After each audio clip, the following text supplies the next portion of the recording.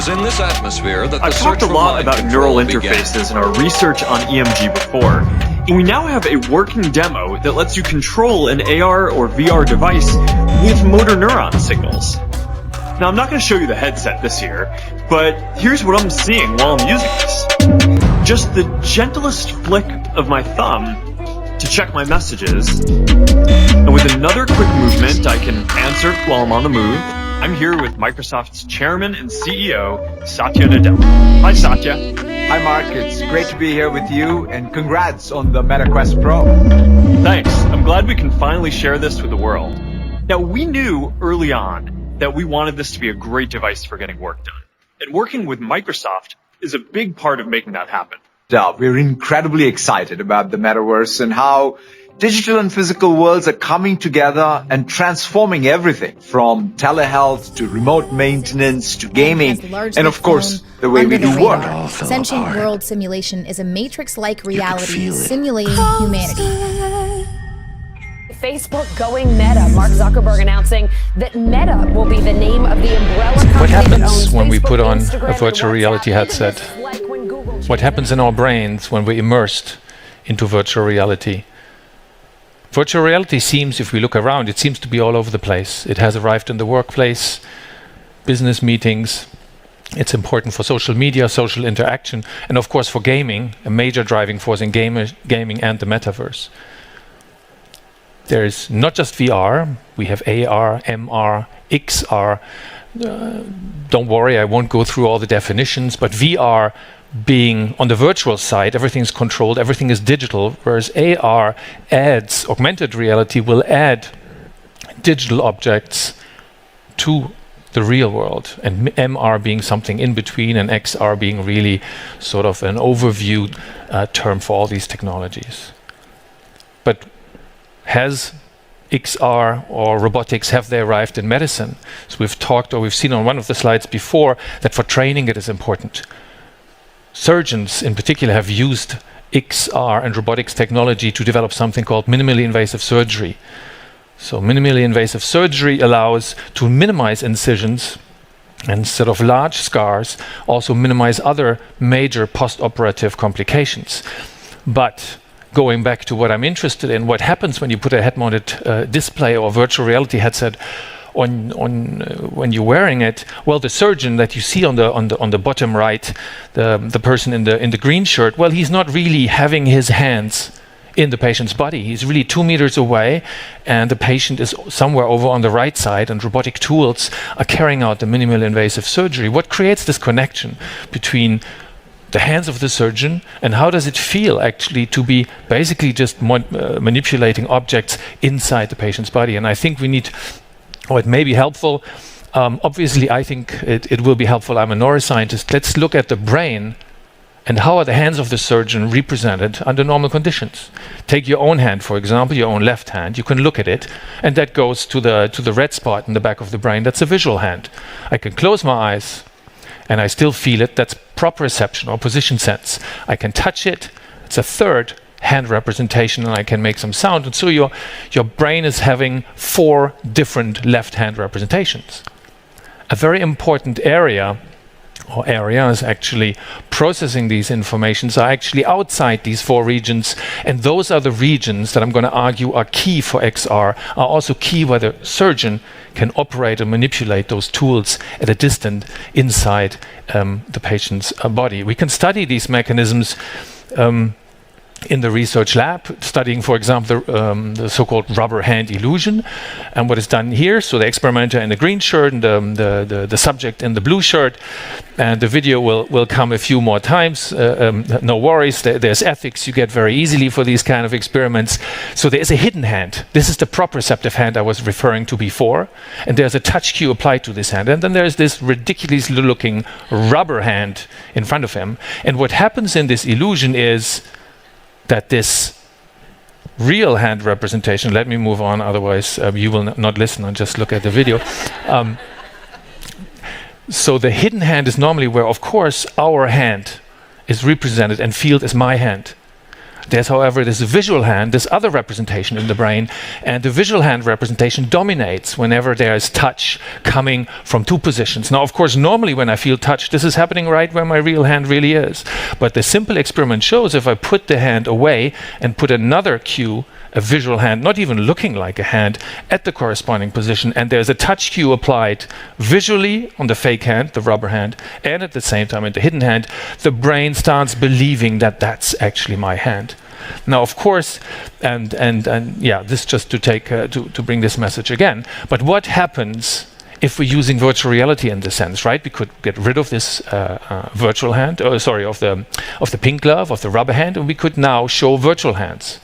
Virtual hands of different color, virtual hands of different size, virtual hands in different positions, gives us an amazing amount of flexibility. And many of my colleagues have done exactly this kind of research. What we were interested in, if my hand is not where my physical hand really is, but I believe that this virtual hand is my own hand, could this come with benefits for pain, for chronic pain, for example? If my hand is painful and I create a virtual hand representation, can that overwrite painful hand representations? And that's exactly what we're able to find in a number of studies. And what you can see here in this video is that we didn't use a touch cue to represent the own body representation, but we illuminated the hand, as you can see here, with the heartbeats, each heartbeat that we measured online from each of these patients, and we illuminated the hand in synchronous fashion.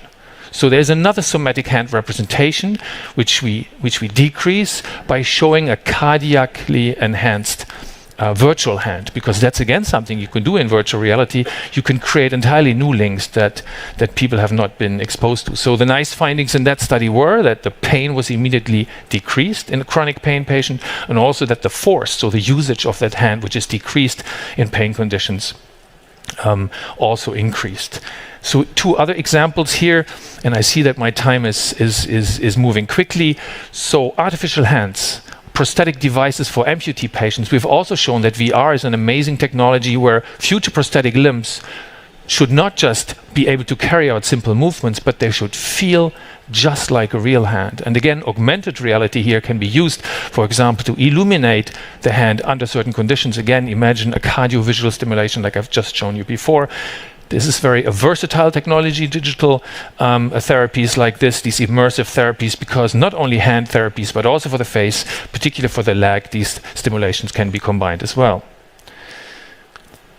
The slides, well, three other messages. First of all, I mentioned it already, can be personalized. It can also be combined with many other therapies like pharmacology, for example. In the middle, a COVID study on breathing comfort that we carried out. Again, the virtual reality technology we developed can be done in the clinic, can be done at the doctor's office, but can also be done at home, which is very important, while we want patients to carry out many of these continuous therapies.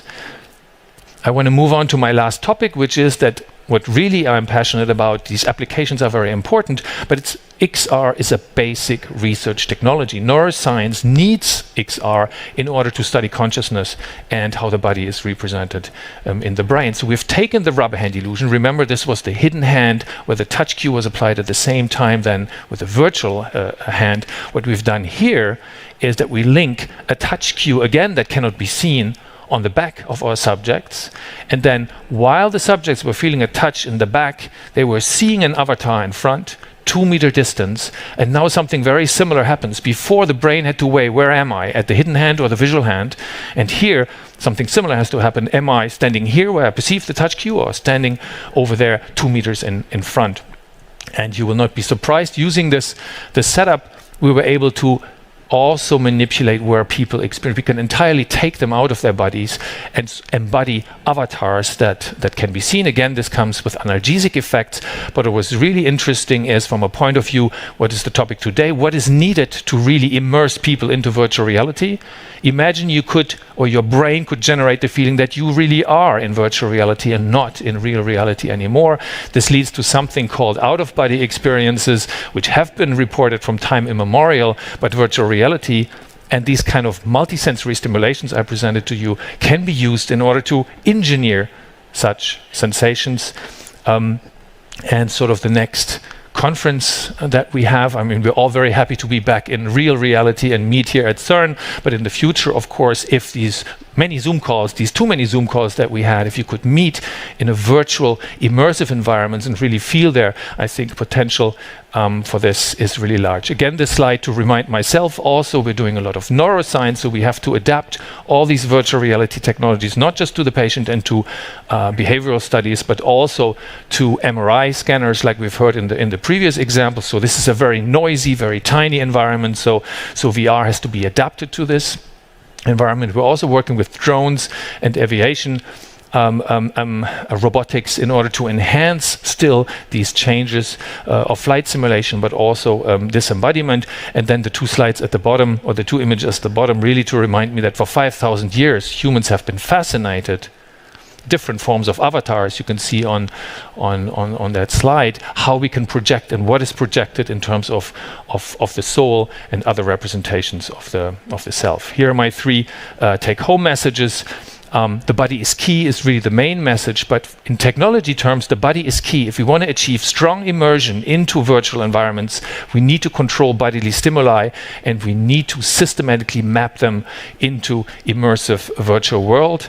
The scientific conclusion is, well, the good news are that we don't need to completely reverse engineer the body. We don't need each of the 10 fingers and the 10 toes. We can take certain parts, particularly the trunk, but also hand representations, and we don't need to look at all these 4 regions. We need to manipulate and control those regions of multisensory integration. And then, of course, the last part, which is the topic of health and medicine, but also well-being, that controlling via XR the body representation in the brain, this is an amazing avenue to bring therapies right here in the West, in the US, but also I think across the globe, where many people will have smartphones and similar devices where entirely new forms of virtual reality can be developed. Thank you.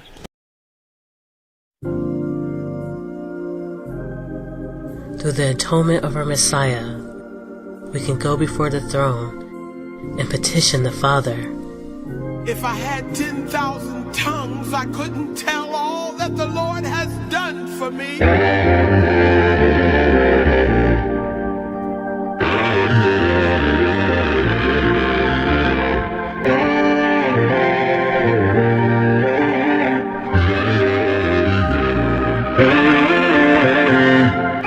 Thank you, Father.